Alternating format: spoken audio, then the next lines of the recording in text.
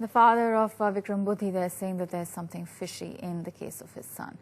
Well, let's move on now to some other news. The Bodo demand for a separate state has now turned into a full-blown insurgency.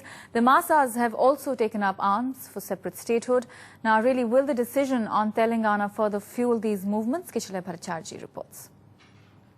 The centre's decision on Telangana has revived old statehood demands in Assam. Bodos now want Bodoland and Dimasas Dimaraji. Uttarakhand, Chhattisgarh, now Telangana. In the same line, Bodoland separate state demand was long-standing demand. It's not just statehood, but Assam has been resisting sovereignty demands by at least two armed outfits, Alpha and NDFB. That demand has been there. Not only the Bodoland. Ujjaini Assam also, Ahoms they are demanding. Kamatapu they are demanding.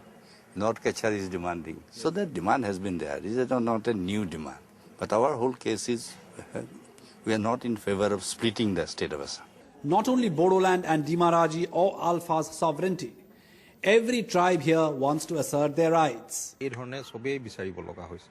যদি সকলোৰে এই ধৰণৰ ডিমাণ্ডখিনি আহি যায় আৰু হেতুৰ ফলত অসমখন টুকুৰা টুকুৰ হ'ব সেই সমস্যাটো কেতিয়া মীমাংসা হ'ব বুলি ক'লে যদি আমি কওঁ তেতিয়া হলে এই ৰিজনাল ফেডাৰেচনৰ জৰিয়তে সম্ভৱ হ'ব In Guwahati, Kishalay Bhattacharjee for NDTV.